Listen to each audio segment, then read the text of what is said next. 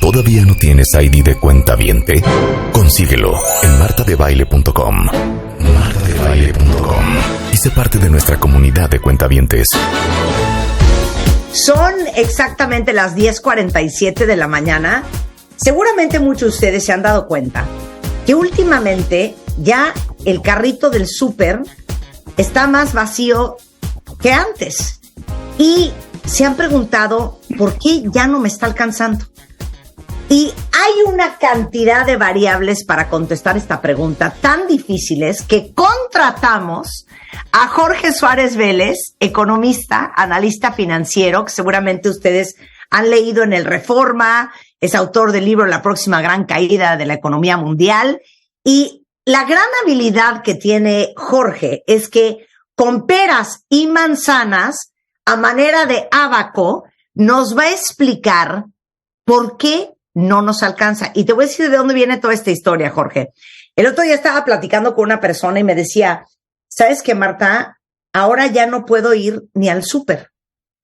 Literal, en la tienda de la esquina compro medio litro de leche, compro 3 salchichas, pero esas idas al súper a abastecer la alacena para 15 días en mi casa ya no es igual.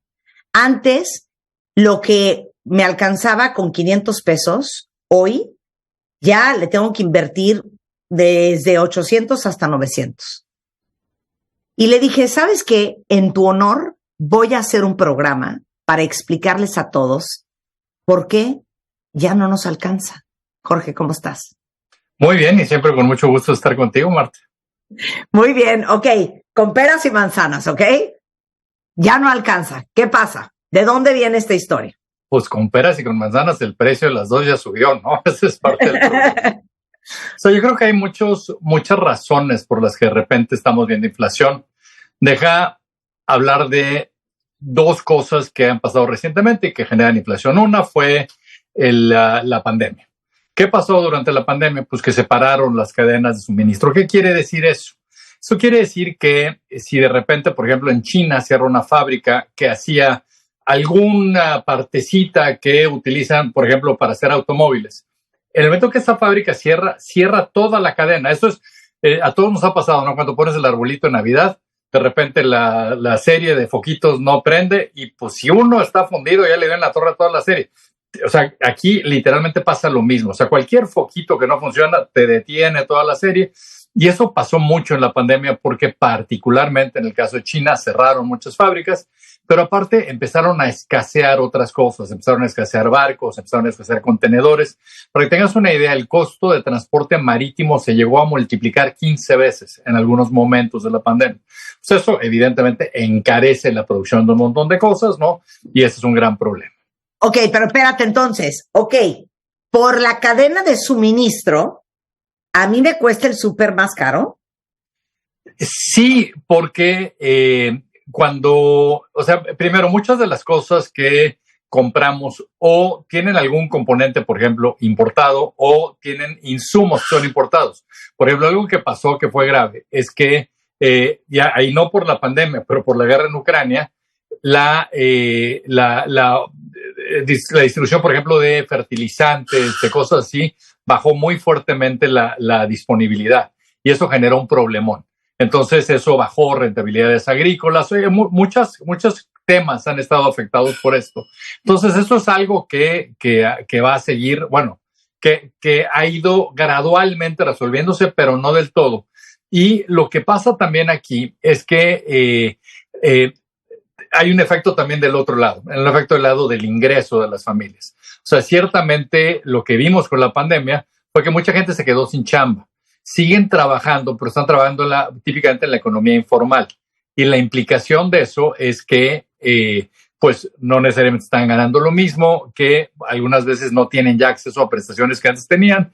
Y el otro efecto fuerte que tuvo la pandemia fue que también a las familias les quitaron un montón de cosas que antes tenían, particularmente temas de seguro de salud, bueno, de cobertura de salud, acceso a medicinas, etcétera, que si ya no te la están dando, pues tienes que salir a comprarlas. El número, por ejemplo, de quiebras de las familias por situaciones catastróficas aumentó más de 25% en los primeros 2 años alrededor de la pandemia. Entonces, pues esto es una situación grave. Y lo otro que ha pasado es que hemos visto que muchas mujeres no han podido reincorporarse al mercado laboral por cierre de estancias infantiles. Entonces, hay una situación donde alcanza menos por un lado y por el otro. O sea, las cosas más caras, pero en algunos casos los ingresos de las familias también reducidos. Menos. Oye, que por cierto, tengo aquí una tabla, cuentavientes, que les quiero compartir, lo vamos a hacer después del corte, pero no me van a creer ustedes si yo les digo que el salario mínimo en México es de los más bajos de Latinoamérica. Les voy a dar los comparativos con otros países como Costa Rica, Uruguay, Ecuador, Chile, Guatemala, hasta Belice, y en dónde ranqueamos nosotros. ¿Y qué onda con el hecho de que en México casi el 56% de los trabajadores están en la informalidad? Uno pensaría, bueno, pero ¿qué más da? ¿Qué más da? Que no tienen prestaciones, que no reciben a lo mejor apoyo en capacitación, no tienen necesariamente acceso a créditos, y eso también te pega. Y voy a hablar un poco de esta tabla del salario mínimo en México versus otros países de Latinoamérica. En Uruguay, $615 mensuales. Costa Rica, 554. Ecuador, 425. Chile, 385. Guatemala, 384. Belice, $322 mensuales. Y México, $321 mensuales. ¿Por qué se le da tanta importancia al salario mínimo? Fíjate que a riesgo de, espero no confundir, pero de lo que acabas de decirme, lo que más me preocupa es la informalidad. Y te voy a decir por qué. Veamos, olvídate de México por un momento y veamos el caso de Estados Unidos. ¿Qué pasa en un país donde la economía es formal, donde el grueso de la gente trabaja en la formalidad? Pues llega un chavo a los 16 años, pide trabajo en McDonald's, ¿no? Y le van a pagar probablemente salario mínimo, pero al entrar a la formalidad, eso le permite que lo empiecen a capacitar, de repente el chavo lo hacen gerente de un restaurante, de repente puede llegar a pedir otro trabajo y enseñar en su currículum que esto es lo que ya hizo, lo pueden checar cuánto ganaba. De repente cuando se va a la universidad y sale, de repente ya tiene algo de currículum y puede, por ejemplo, solicitar para una hipoteca. O sea, la única forma que tienes de hacerte de un patrimonio es con créditos, la forma real. En México no se hace así porque la gente no tiene acceso a crédito, porque no tiene siquiera cómo comprobar su ingreso. Entonces, o sea, lo que necesitamos es formalidad. Lo que es un hecho aquí es que lo que hace que a la gente se le pague poco o mucho al final del día es oferta y demanda por trabajadores. En un lugar donde escasea, ahorita, por ejemplo, en el norte del país han estado subiendo los ingresos. ¿Por qué? Pues porque no hay trabajadores, hay demasiada demanda por todas las maquiladoras, etcétera, que están estableciendo ahí, y los salarios ahí sí están subiendo por demanda. ¿Cuál es la otra forma que tienes de que los ingresos suban? Pues capacitando a la gente. O sea, tú dime, ya olvídate que han estudiado o no.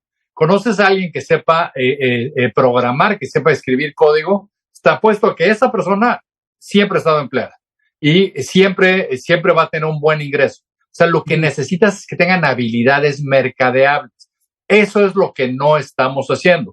Y yo creo que algo que te resume muy bien qué tanto importa el salario mínimo en países realmente desarrollados, pues basta con decirte que el salario mínimo en Suiza, en Islandia, en Dinamarca, en Suecia, no existe. O sea, no hay salario mínimo. O sea, saben que a la gente no le van a pagar poco porque típicamente hay gente muy capacitada que agrega mucho valor en su chamba. Yo creo que es un proceso mucho más largo, donde tenemos que enfocarnos en que se formalice la economía.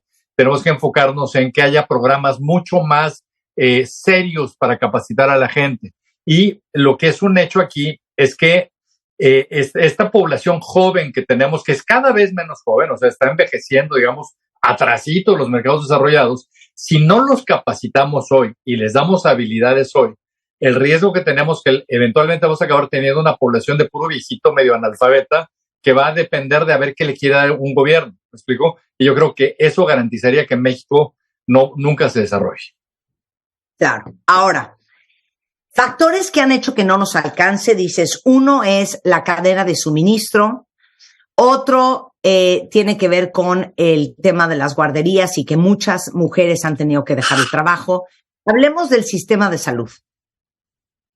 El sistema de salud es un tema serio, o sea, es un tema que tiene, o sea, se le está dando mucho menos acceso a medicamentos y a tratamientos básicos a la gente desde el cierre del Seguro Popular, se diga lo que se diga.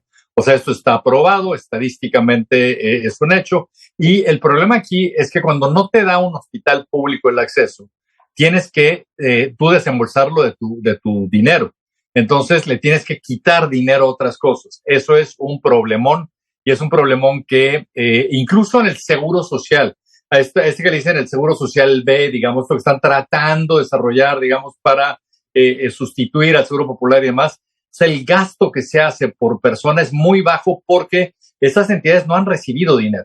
O sea, no han recibido los recursos que deberían estar recibiendo.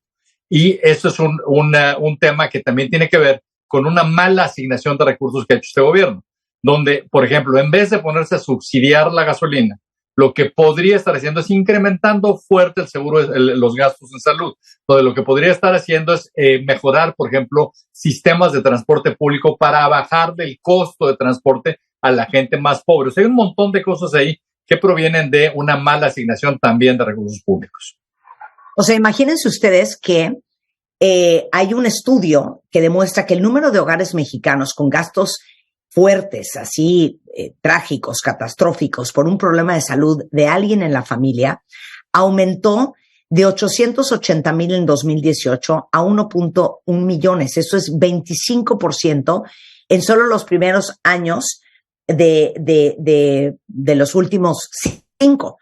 Y el problema es que en vez de haber más seguridad social convencional, como le quitaron los recursos al sistema, como lo acaba de explicar Jorge, ahora hay menos lana para el tema de salud, y algo que hemos hablado mucho en este programa es que en México estamos bien enfermos, porque tenemos problemas cardiovasculares, porque tenemos hipertensión, porque tenemos serios problemas de diabetes, tanto adulta como infantil.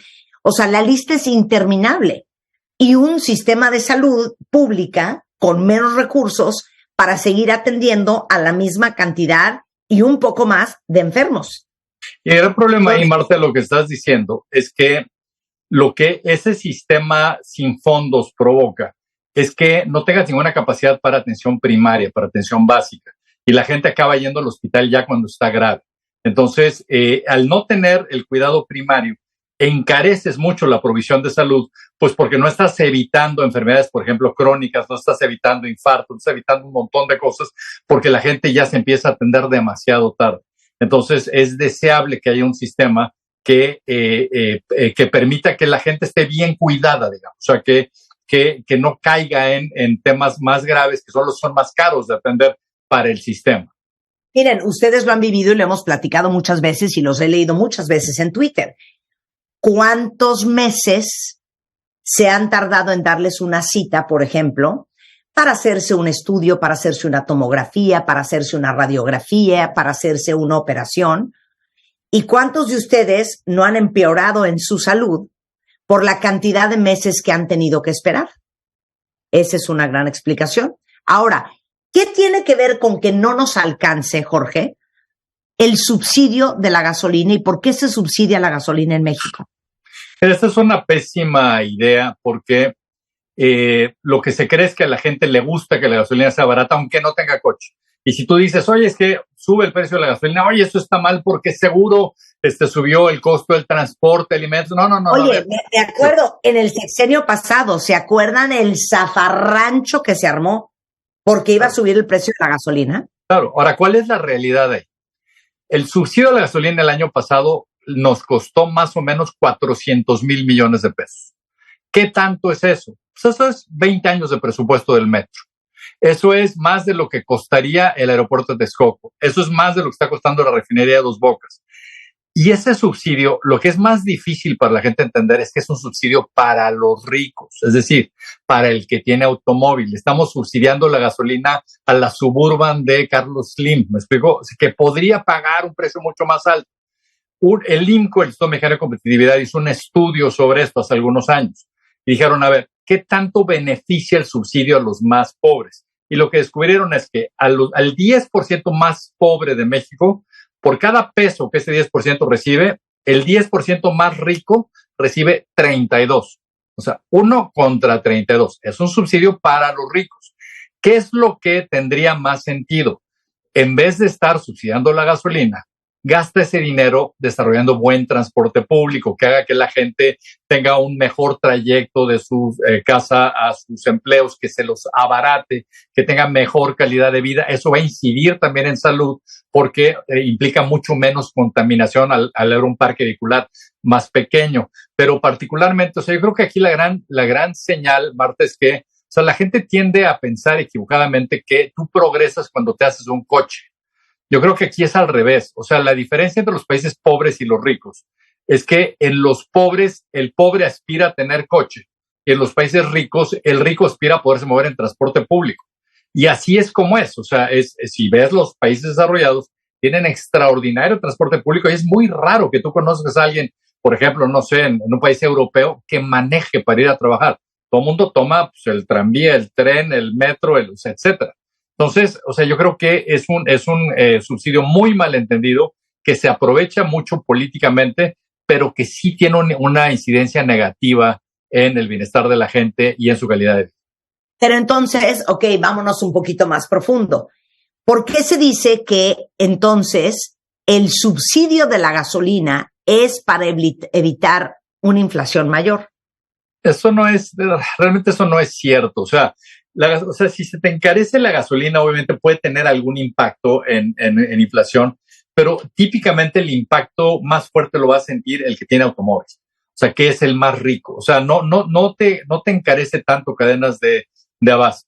Y yo creo que en ese sentido también, si esos recursos tú los utilizas para desarrollar mejor infraestructura y tuvieras, por ejemplo, mejores trenes, tuvieras mejores aeropuertos, eso te abarataría mucho más el abasto de comida y de cosas que subsidiar la gasolina. El otro problema de subsidiar, Marta, es que mientras más te la subsidian, más la desperdicias. Yo alguna vez, hace algunos años, fui a Caracas y algo que me sorprendió fue que en el trayecto del aeropuerto al hotel vi 100% de los modelos de automóvil que tuvo mi familia en los últimos 50 años, todavía circulando. ¿Por qué circulan si son unas carcachas que gastan gasolina como locas y contaminan como locas? Pues porque te regalan la gasolina. Entonces lo hacen y desperdician y contaminan y hay un broncón de salud pública, hay un tráfico infernal mucho peor que el de la Ciudad de México, pero pues creaste los incentivos equivocados. Ahora, la gente con menos ingresos es quien más paga un tema de inflación, porque el grueso del ingreso se les va pagando los servicios más básicos y las necesidades más básicas, incluyendo alimentos, Jorge. Escuchen esto, cuentavientes. El precio de los alimentos aumentó, para que se lo sepan, 14%. Esto es gravísimo, Jorge. Es gravísimo y aparte de algunos alimentos lo ves mucho más claramente, el huevo, etcétera, aumentó todavía más que esto. Y aquí el tema es exactamente el que acabas de decir, Marta. O sea, mientras más pobre eres, más porcentaje de tu ingreso se va a encubrir lo más básico. Es un poco el caso que tú decías de quien ya no puede llenar el carrito del súper, ¿me explico? O sea, de repente no te alcanza para lo básico. De repente tienes que empezar a sustituir cosas, dejas de comer, o sea, si comías carne una vez a la semana, pues ahora será quizá una vez al mes. Empiezas a bajar la calidad de lo que compras. O sea, una vez más, todo esto, aparte de afectar su día a día, también tiene impacto sobre salud, menor consumo de cosas frescas, un montón de cosas que acaban impactando sistémicamente a la salud de un país. Entonces, por eso se dice que la inflación es el impuesto más injusto. Es un impuesto que siempre afecta más al pobre que al rico. El más rico, digamos, pues igual le alcanza menos para, o sea, en vez de comprarse, exagerando, 2 botellas de champaña, pues igual se va a comprar una, pero es bastante irrelevante. O sea, la bronca es para el pobre. O sea, el pobre que de repente no tiene para el consumo calórico que su familia necesita. Entonces, por eso es muy grave la inflación y por eso es algo que sin duda hay que combatir. Y bueno, uno puede ver que hay problemas de inflación a nivel mundial y dices, bueno, pues ¿a mí qué? No, ¿a mí qué? Aumentan las tasas de interés. Eso significa que los créditos de todos ustedes tanto los créditos hipotecarios, las tarjetas de crédito, sacar un coche a crédito, pagar tu hipoteca, va a ser mucho más caro porque evidentemente suben las tasas de interés. Absolutamente cierto. El impacto que está teniendo esto encareciendo el crédito es brutal. Y yo te diría que más aún todavía. O sea, ante las tasas más altas, lo que empieza a pasar es que hay gente que deja de pagar, que de repente pues, le quitan el coche porque no lo puedo pagar, le quitan la casa porque no la puedo pagar, cosas así. Y los bancos también empiezan a dar menos crédito porque tienen más problema de cartera vencida. Entonces, también en temas de disponibilidad de crédito, también la gente sale afectada. Entonces, por eso en Estados Unidos, como dices, ha habido también inflación, no tan alta como en México, pero la ha habido. Uno de los grandes temas que preocupan es que el alza en tasas de interés, como probablemente quien lo ha visto en las noticias, ha provocado problemas en algunos bancos que, pues, de repente, ante el alza en tasas, tuvieron problemas con sus carteras de crédito. Oye, todo el mundo aquí está preguntando, a ver, el impacto de la inflación del subsidio de la gasolina. Explica. A ver, o sea, el subsidio de la gasolina, o sea, déjenme y todo el mundo se está quejando acá de, no, pero a ver, tener coche no es de ricos. No, lo que queremos decir, o lo que quiere decir Jorge, es que para tener un coche tienes un cierto nivel de ingreso, que lo tiene un porcentaje muy pequeño de la población en México. Lo que yo le preguntaría a toda la gente que nos está oyendo es, a ver, piensen ustedes en su trayecto del trabajo a la oficina, de la escuela, del trabajo a la casa, de la escuela a la casa, cosas así. Si de repente tuvieran un tren espectacular que los llevara ahí sin problema alguno, que no fuera caro, donde pudieran ir cómodamente sentados y no parados, ¿no tomarían eso en vez del coche? Claro que sí. O sea, claro que preferirías eso si funcionara bien. O sea, la gente en México se ha vuelto tan dependiente del coche porque típicamente no tiene alternativa. Entonces, como decía, o sea, es más, como sabes, vivo en Nueva York. O sea, en Nueva York es raro que la gente tenga coche. O sea, porque dependes mucho más de transporte público. Porque es una ciudad muy conectada, muy bien conectada. Es una ciudad conectada y donde el transporte público funciona bien. Eso pasa en muchas ciudades, pasa en Londres, pasa en París, pasa en muchas ciudades. Ciudades como México se vuelven tan dependientes del coche porque no hay alternativa, y particularmente regiones enteras de la ciudad donde simplemente no hay opción de transporte público. ¿Cuál es la bronca que te genera eso? Te genera, evidentemente, trayectos que toman mucho tiempo, mucho estrés en el tema de manejar, etcétera, pero también mucha contaminación. Entonces, todo el mundo acaba pagando un poco por eso. Entonces, lo ideal es no subsidiar la gasolina, porque subsidiar la parte promueve que la consumas mucho, es decir, te fijes menos en si tu coche, por ejemplo, es más eficiente o no. Entonces, parece por eso no lógico, no, pero por eso el estudio del INCO está relevante. Básicamente lo que analizaron es qué tanto beneficia el subsidio al rico con relación al pobre. Lo midieron con el 10% más rico y el 10% más pobre, y el impacto es 32 a 1, 32 pesos de beneficio al 10% más rico por cada peso de beneficio al 10% más pobre.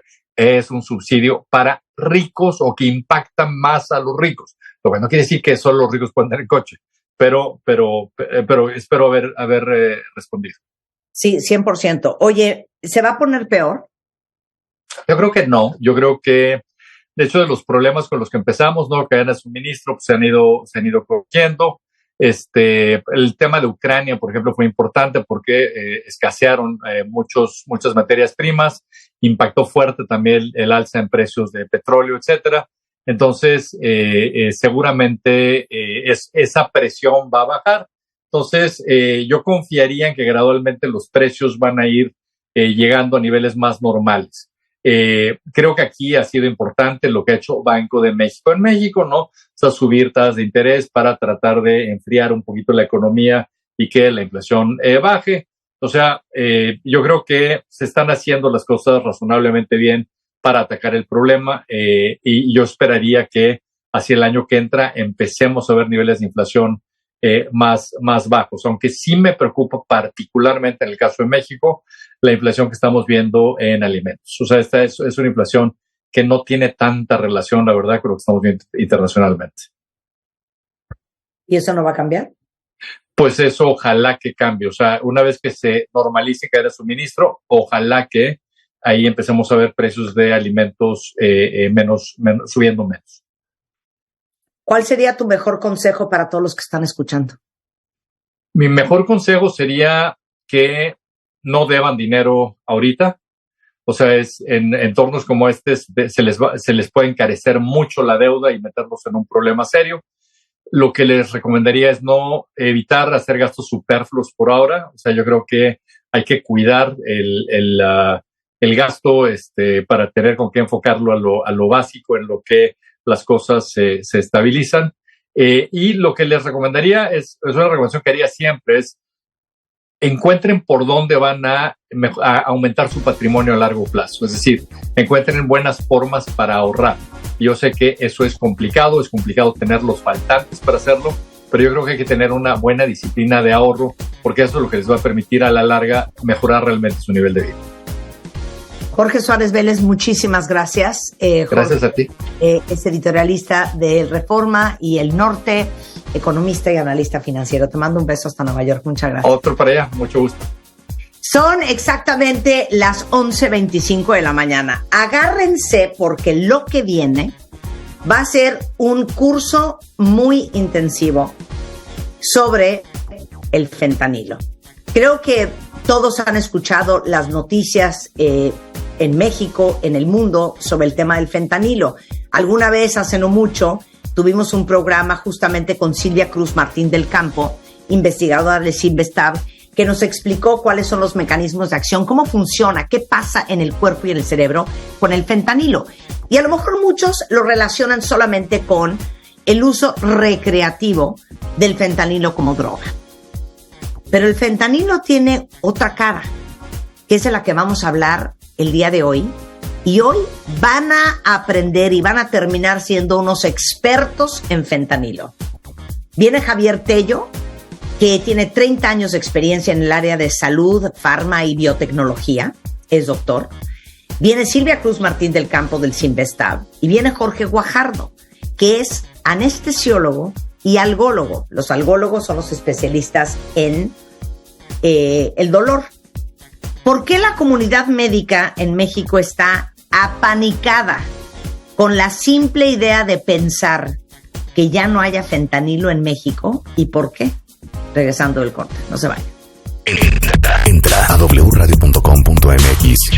Checa más información de nuestros invitados, contenidos y escucha nuestro podcast. Marta de Baile 2023. Estamos donde estés.